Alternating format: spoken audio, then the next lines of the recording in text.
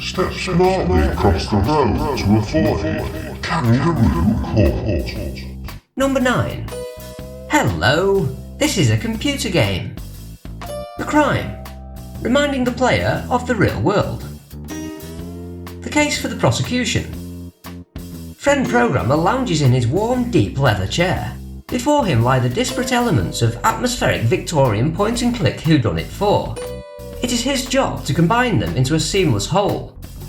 Stirring the crackling logs of fire in the grate, he bends to his task. The musician, he notes, has excelled himself. Reflecting the period setting of the adventure, the soundtrack blends wittily overdramatic pipe organ phrases with sinisterly sedate violin bowing. A montage of samples underscoring each scene, such as the creaking ropes and morosely distant foghorns in the dock sequence, completes the oral picture.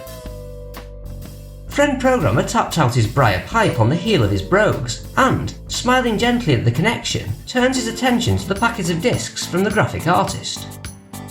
Quickly fashioning a viewer program, he examines her work. It is, of course, superlative. The muddied palette of the impoverished areas of the city contrasts excitingly with the bright clutter of rich housing. Skillful animation breathes life into the characters. Friend programmer is particularly impressed with the way a few deceptively simple touches imply great age in the detective's disguise of a bewhiskered colonel. A muffling bump distracts friend programmer's attention. He glances through the window of his library-cum-office to see that the mighty oak has shed its crown of snow. The squire's children are already disporting themselves in this crisply heaped new playground, squealing with joy. Friend programmer guffaws heartily and settles in his chair with a sheaf of notes recounting the adventure's story. It is indeed an involving read, and the ashes are heavy in the grate before he lays the script aside. Finally, friend programmer scans through his code.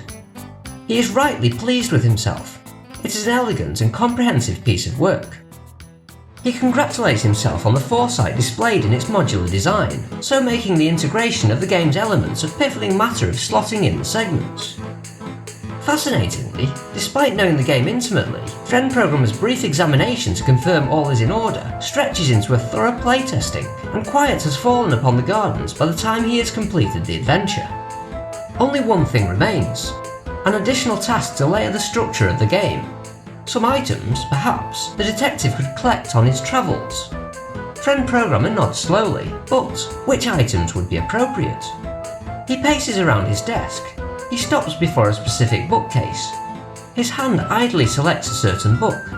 It is a bound volume of Sherlock Holmes, chocolate brown.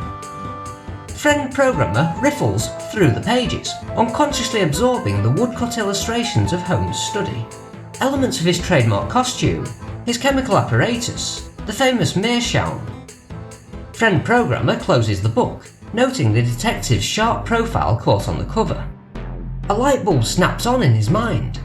A furious bout of programming, and the routine is complete. Now, as the detective searches the streets of London in atmospheric Victorian point-and-click Adventure 4, for extra points he can pick up icons shaped like joysticks, monitors, and labelled blue discs. Sod. The penalty: first offence, 9 to 16% off. Second offence, 13 to 21% off. Third offence, public execution by having croquet hoops driven into the top of the head and spun using a length of chain by a gigantic dynamo, being released at 15,000 RPM to slam into an enormous cardboard facsimile of Floella Benjamin, fronting a bulky anvil to the pleasing strains of Roger Whittaker.